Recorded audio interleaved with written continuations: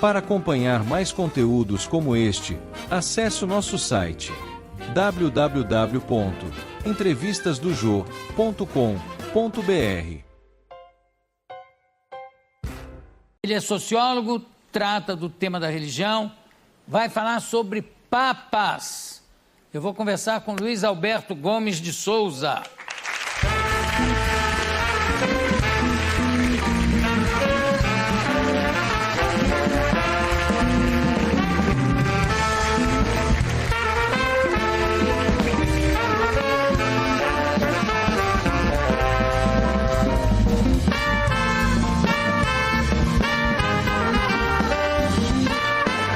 Jô, antes de mais nada, como da outra vez, trago um beijo do meu irmão Paulo José. Ah, obrigado. Como é que ele está? Tá bem, tá Ótimo. Sempre trabalhando. Tenho uma admiração imensa por ele, como ator, como diretor e também como humorista, como sentido tem um senso de humor em tudo que ele faz, que é sensacional. E a gente brincava muito de gaúcho, os dois. Né?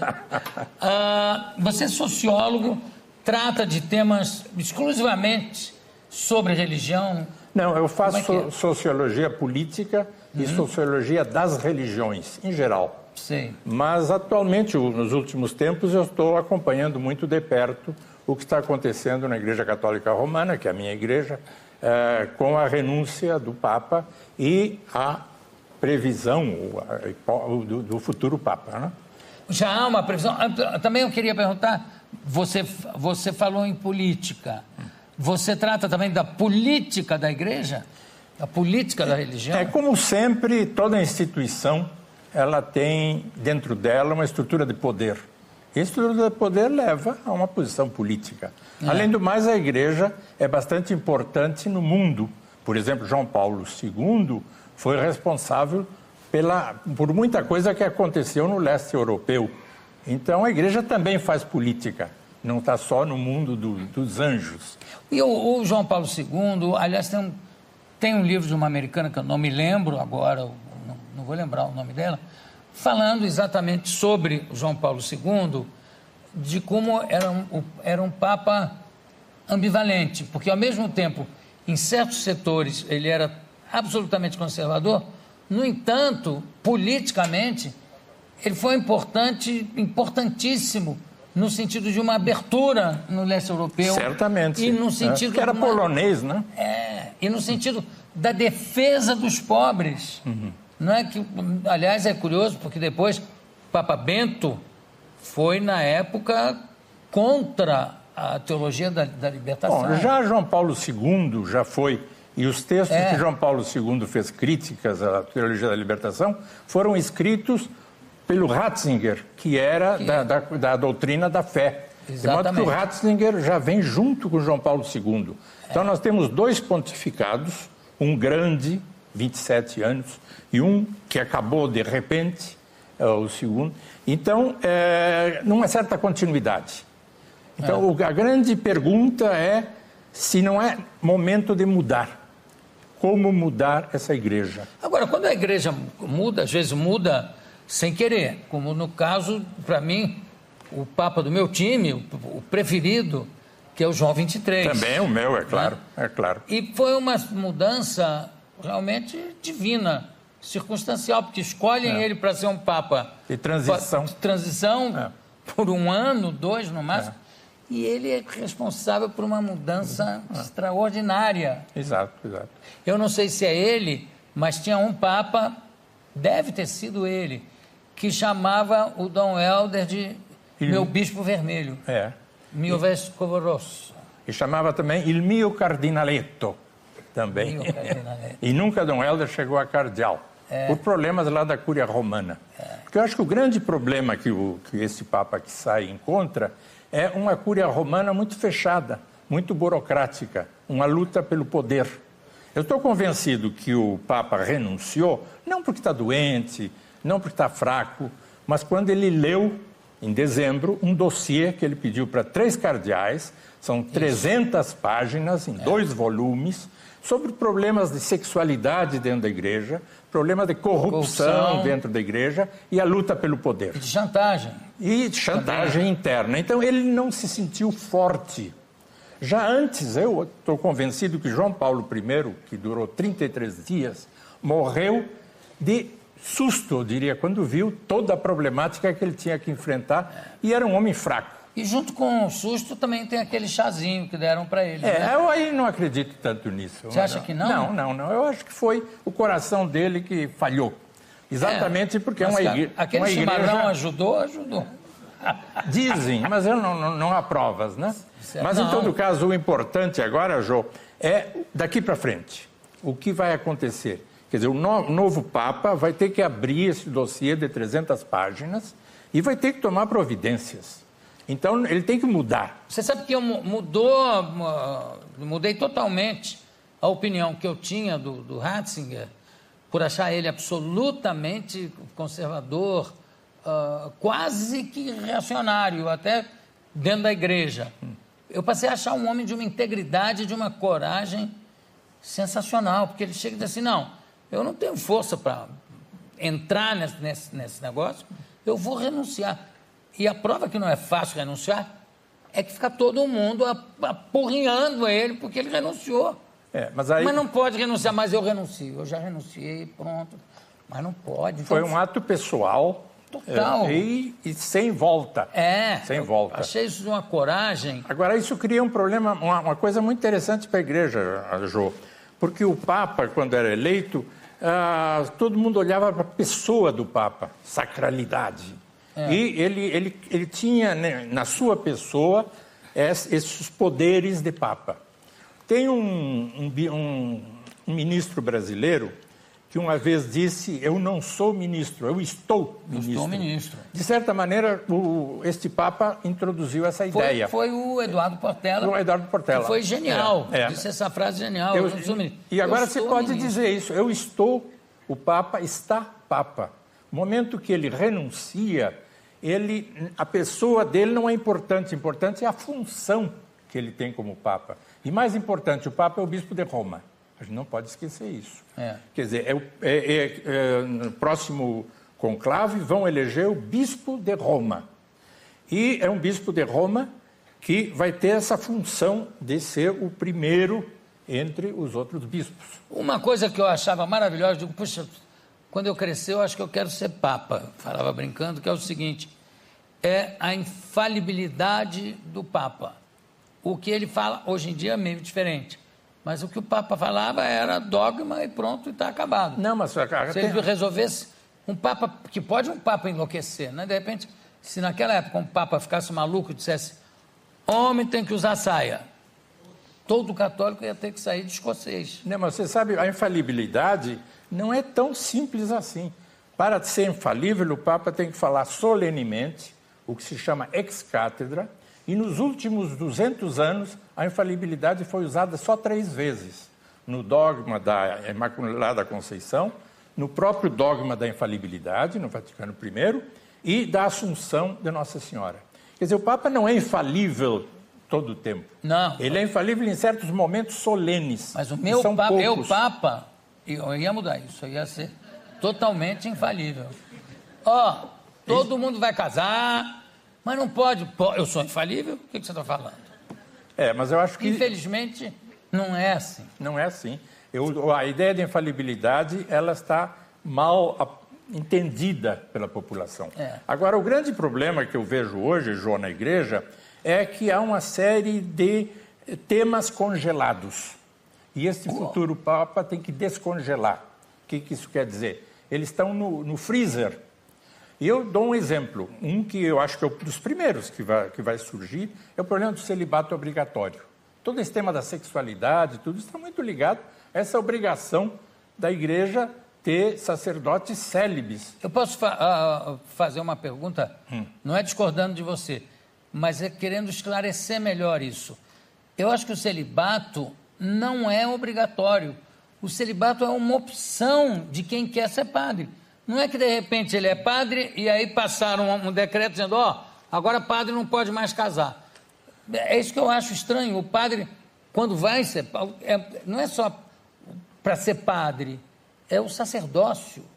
Então, pela Igreja Católica, para você ser um sacerdote, você tem que cumprir o celibato. Mas isso aí tem praticamente uns 9 séculos. Pois é, mas digo... Mas é pouco, isso pode mudar. Claro que pode, mas o que eu digo é o seguinte... de Viena, outro dia, disse que ele é contra o celibato dos padres. Na Alemanha, 95% da população católica é contra o celibato. Não, eu então, também... Isso aí tá para cair. Tá... Eu só estou dizendo que dizer que é obrigatório parece que é uma coisa compulsória depois que a pessoa é padre. Não. Se ele, é um sacrifício, um sagrado ofício. Ele vai lá e diz, eu ofereço o meu celibato.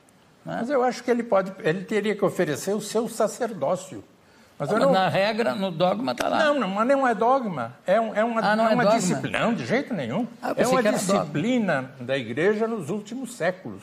E isso pode mudar. E certamente vai mudar. A maior parte da população católica dos Estados Unidos é favorável a que acabe o celibato obrigatório.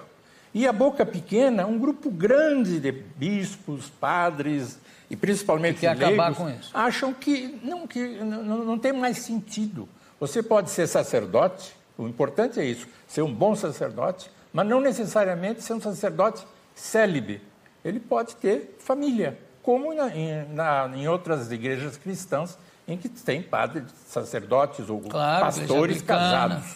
Eu acho que na Igreja Católica vai se partir para isso. É um tema congelado. Não é uma sobrecarga para o padre? Não. Ter que cuidar, brigar com a mulher de manhã e depois ir para a igreja? Não, mas lhe dá um sentido mais humano. Não é uma profissão fechada nela mesma, mas ele tem que ter a vida comum das pessoas. Eu acho que ele passa a ter uma outra visão do mundo. E a homossexualidade? Bom, esse é um problema sério. E o casamento gay? Eu acho que o grande problema da homossexualidade é quando ela é escondida. Claro. Eu respeito os homossexuais, eu acho que é uma liberdade que eles têm. Agora, o problema na igreja é que ela prega não ter relações sexuais e muita gente, muito padre e bispos escondidos, tem família. Então, essa hipocrisia que é o problema. Não é o fato de ter padres homossexuais. Não, mas se fosse abertamente, tranquilamente homossexuais, eu não veria problema. O problema é que é tudo por baixo do pano. Por baixo da batina, aliás. Ou da batina. Então, esse é um problema. Eu vou pedir o Willem para chamar a nossa vinheta e eu vou continuar aqui com o Luiz Alberto falando. Tem vários assuntos ainda para abordar, inclusive falar de outros papas que renunciaram através da história, papas que renunciaram porque o Papa anterior comprou o papado do Papa anterior, enfim, outras coisas, porque o Papa, antes de qualquer coisa, é um ser humano, né? Sujeito a uma série de tentações. Vamos lá, Virem, por favor.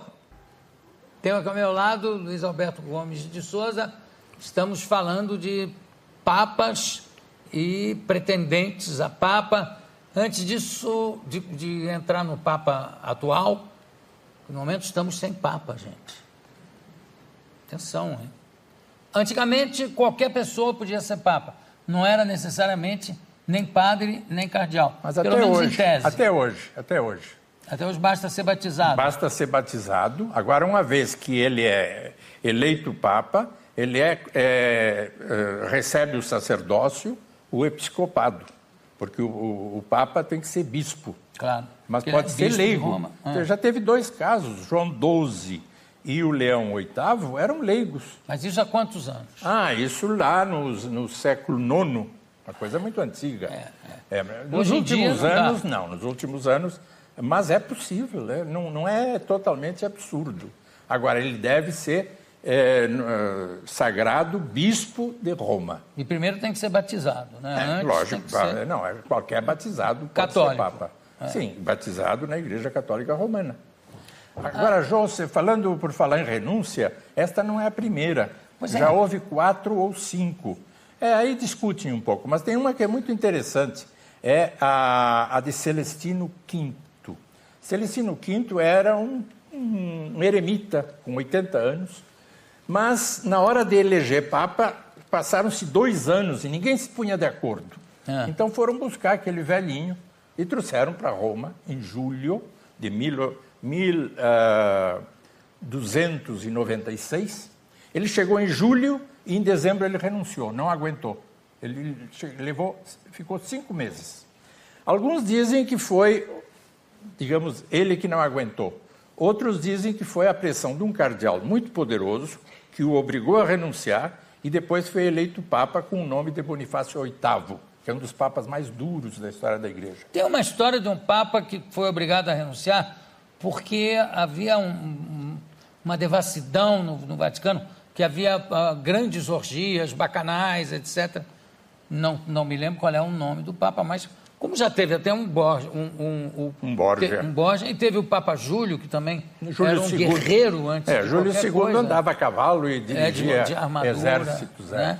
Além de proteger, graças a Deus, teve o bom senso de proteger o Michelangelo, né? Exato. Era Mas teve isso também de Papa renunciar. Parece que tem um Papa que renunciou exatamente, foi obrigado a renunciar, porque estava uma coisa terrível no Vaticano, e o outro por causa de corrupção também. Aí discutem um pouco se aconteceu realmente isso, né? Para mim, o Papa dos piores que houve, mais que o Borgia, foi o Papa João XII. João XII ele foi eleito Papa, era leigo, com 18 anos. Era filho de uma mulher muito poderosa em Roma, Marósia, que dominava Roma, e dizem que ele seria filho de um Papa anterior, Sérgio IV. Então, com 18 anos, ele ficou sacerdote, bispo, padre de Roma, e depois morreu, depois de um certo tempo. É possível que ele tenha sido assassinado. Então, é um momento muito complicado. O século IX e o século X são tempos muito difíceis. Tanto que depois Gregório VII, no século XI, resolveu pôr ordem no coreto e acabar com isso que você disse, com essa corrupção, com tudo aquilo que acontecia. É engraçado, né? Porque talvez uma das fontes de tudo isso seja exatamente o celibato, né? Porque espera-se que a pessoa que dedica a sua vida à igreja, ao celibato e tudo isso, que tenha um tipo de comportamento diferente de qualquer outro ser humano. E não é bem assim. Bom, além do celibato, é o tema do poder também. Poder é terrível. Então, eu acho que ele mexe muito com as pessoas. Agora, nos últimos 200 anos, nós tivemos papas que eu diria de vida pessoal íntegra. Ainda que alguns muito conservadores, como Pio IX ou como Pio X. Pio XII. E Pio XII também. Que era uma figura cética. Era um príncipe romano. Muito... Acusado de ter se calado. Favorecido o nazismo, porque pelo fato dele ter sido antes, ele foi cardeal, foi núncio na Alemanha. Mas não tem nada realmente nada comprovado. Se prova. Mas que ele não se envolveu, não se envolveu. Ele não falou sobre a perseguição aos judeus. E isso é uma coisa que ficou na história dele. Mas voltando ao tema que eu queria colocar, Jô, eu acho que nós temos temas congelados que estão aí na pauta do próximo Papa.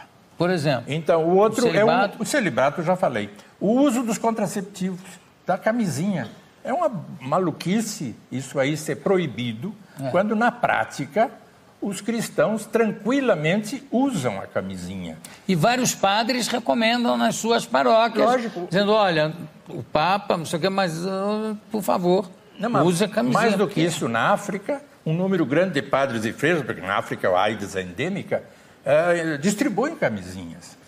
Agora, ultimamente, na Bélgica, onde tem muitos imigrantes, também liberaram as camisinhas. E a minha esposa, que é socióloga, Lúcia Ribeiro, ela fez uma pesquisa na Baixada Fluminense com mulheres de comunidades eclesiais católicas. E o comportamento dessas mulheres é absolutamente igual ao comportamento das outras mulheres não católicas. E o uso tranquilo da camisinha. Da camisinha.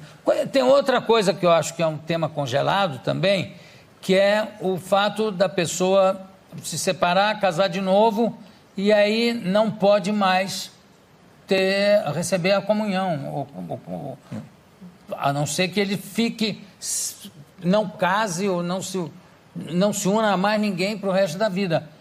Isso é uma coisa que não faz muito sentido. Isso vai mudar. 79% dos católicos alemães são favoráveis ao segundo casamento. Então vai ter que se repensar tudo isso. São muitas coisas que estão em pauta. Claro, o grande problema imediato do Papa vai ser limpar a Cúria Romana de todo esse problema de sexualidade, de corrupção, de poder.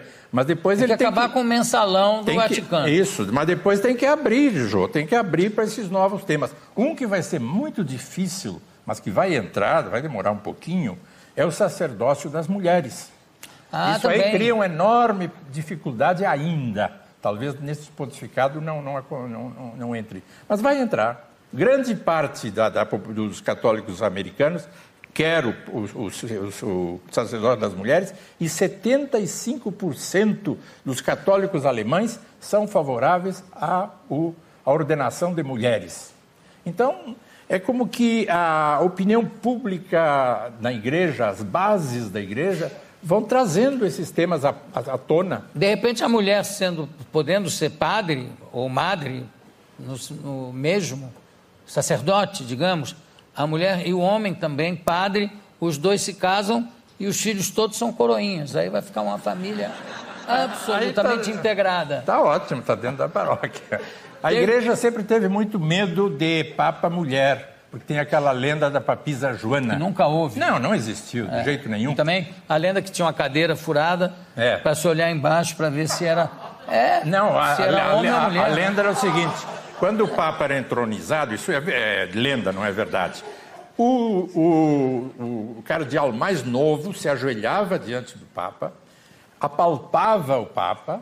Pelo buraco na cadeira. É uma cadeira de pórfiro, não? Mas isso é lenda. E depois dizia testículos habet. Quer dizer, tem testículos. E aí todos respondiam, deu graças. E aí ele podia... Mas isso é uma lenda muito engraçada, romana, não é verdadeira. Não é verdade mesmo. Agora, outra coisa é verdade que eu li, eu não me lembro o nome do autor. Agora, falando exatamente da história dos papas, um papa porque tinha a tradição, não sei se ainda tem, do martelo de ouro, que é usado, tem um martelo que é usado para quebrar o anel do Papa.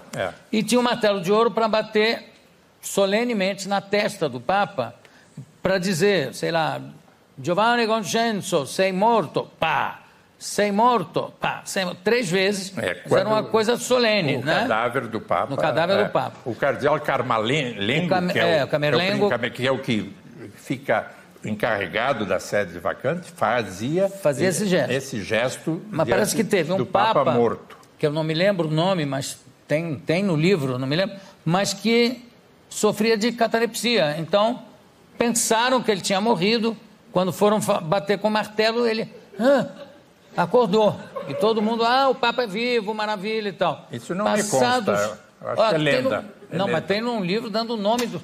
É que eu não trouxe o livro, mas enfim, falando o nome do Papa. Aí, quando o Papa morreu de novo, dessa vez foi para valer, o Camerlengo que bateu na testa dele, deu cada porrada que rachou a testa. Sai morto, para não ter dúvida mais. Eu acho que isso aí faz parte... do anedotário romano, que é muito rico. Mas, por exemplo, tirar o teto para eles resolverem votar de uma vez por outra, isso aconteceu, pegar chuva. Lógico, aconteceu em Viterbo, quando, durante quase 3 anos, os cardeais se reuniram e não se punham de acordo. A divisão era enorme entre eles. Mandava só pão e água. E a população tirou as telhas da casa onde estavam os cardeais, começou a chover e, rapidamente, os cardeais resolveram. Então, daí em diante é que veio a ideia do conclave. Foi depois desse caso. Conclave quer dizer com chave. Com chave, Então, eles ficam encerrados com chave e espera-se que não demore muito. Houve casos que demoraram 3 anos, 2 anos, muito tempo. Agora, os últimos não. Os últimos, em poucos dias que resolve. Mas teve época de demorar 3 anos. 3 anos, tem sim, demorou. E a população esperando e eles não se punham de acordo, os cardeais. E era um tempo em que as viagens eram muito demoradas, então o conclave se fazia com muito poucos cardeais, porque outros chegavam atrasados e tudo. Agora não, agora já estão em Roma quase todos. Outra coisa também que eu achei muito prudente é limitar a idade para o cardeal que vota para Papa. 80 anos. 80 anos, que parece que já estava ficando uma loucura. Teve uma apuração lá que o cara que estava apurando falou, vocês vão prestar atenção, que surgiram 3 votos aqui no César Borja, 2 no Clemente I, 2 em São Pedro, quer dizer, vamos prestar atenção e votar direito, porque já tinha Papa, já tinha cardeal com 98, 99 ainda votando. Isso ainda faz parte das lendas, sabe? Mas agora, por que resolveram só com 80, não, até 80? Mas depois de 80 se achava que eles já não tinham mais força. E acontece um caso muito interessante. Um dos bons cardeais que nós temos, um cardeal alemão, Karl Jaspers, fez hoje 80 anos. Então ele vai votar. Por quê? Porque quando o Papa morreu, ele ainda não tinha 80 anos. Então ele vai votar no conclave por poucos dias. E é um dos cardeais mais abertos, mais interessantes, mas daqui a pouco já não. No Brasil, nós temos 5 cardeais que foram a Roma para votar, e nós temos um grande cardeal, que é Dom Paulo Evaristo Arnes, que tem mais de 80 anos, que não vota. E talvez o maior dos cardeais brasileiros que nós tivemos. O nosso cardeal de São Paulo tem chance, é papável, não é? O nome. Aliás, esse verbo em português fica terrível, né? O italiano fala... Papabile. É papabile. Agora, em português, dizer que o cardeal é papável, o cara diz, não, ele é bonitinho, mas também... Mas ele é candidato a Papa, não é? Eles não falam, porque se tem uma história que diz que se entra Papa e sai cardeal. Por exemplo, um mês atrás, os grandes candidatos eram Scola, que hoje tem 71 anos, de Turim, e o Ravasi da Congregação de Cultura, que tem 70 anos. E começaram a cair as cotações. Tem uma bolsa na Inglaterra... Tem aposta? Que aposta nos papas. E o Dom Odílio está crescendo nessa aposta. Dom Odílio tem 64 anos, é um papa jovem. Eu já o entrevistei, tem uma força, é um homem de um dinamismo incrível. Tanto ele quanto o cardeal Tucson de Gana tem 64 anos. E depois de um pontificado de um papa muito jovem, que foi João Paulo II, com 58 anos, e um cardeal já bastante velho, que é o Bento XVI, com 78, a ideia que dizem é que talvez o próximo papa tenha entre 53 e 63, uma coisa intermediária. Não também é bem cotado um papa negro também, não é? Seria o Tucson de Gana, que é da Comissão Justiça e Paz. Até a época de ser um negócio muito engraçado em Roma, que apareceram uns muros de Roma com o retrato dele e dizem, votem para Papa. Parecia a candidatura de vereador. Não, e é genial porque aí ficaria o Obama nos Estados Unidos, negro, o Papa negro e aqui o nosso ministro Barbosa também, né? Seria um triunvirato de muita força, né? Agora, eu acho que a gente tem que prestar atenção, talvez não para esse conclave, mas para um conclave futuro, quem sabe nesse, no cardeal de Manila, que tem um nome muito, muito próximo a nós, se chama Luiz Antônio Tagle. Parece latino-americano, né? Mas ele é filipino. O problema é que ele tem só 55 anos, é muito jovem. Agora, é um homem extremamente aberto e a mãe é chinesa. Então, a igreja, que sempre tem essa habilidade de se colocar diante dos problemas mundiais, seria um salto interessante a eleição, talvez não agora, mas proximamente, de um papa asiático, filho de uma chinesa, agora que a China é sensacional. Tá um pouco... Mas eu acho que é a vez de ter um papa da América Latina, não é? A América Latina e a Itália tem mais de 60% dos católicos do mundo. E tem pouquíssimos cardeais. A maioria dos cardeais são europeus. Na época do Papa Júlio, ele vendia cardinalatos, né, para ir à guerra. Algumas... crianças de 12 anos, 9 anos, que já tinham o chapéu de cardeal em troca de dinheiro, né? Isso chamava-se simonia. Simonia. E aí depois foi proibido, considerado um pecado. Mas durante muito tempo, na Idade Média, houve essa venda de lugares para Papa, inclusive... De cardeais, lugares para cardeais, perdão, de cardeais, inclusive daquelas famílias mais importantes, romanas e italianas. E era o Papa Júlio cobrava, né? Não, lógico, não só ele, mas houve outros que usaram essa simonia. A igreja é muito complexa, inclusive há uma frase muito antiga que diz que a igreja é santa e meretriz, santa et meretrix, quer dizer, santa e prostituta. Ela, ao mesmo tempo, é santa, mas, ao mesmo tempo, é feita de pessoas humanas. Claro. Então, ela também tem os seus erros, tem as suas falhas. E tem as suas putas. E tem o seu mundo aí. Conversei aqui com o Dr. Luiz Alberto Gomes de Souza, papo maravilhoso. Não, porque é o papo que está realmente na cabeça de todo mundo.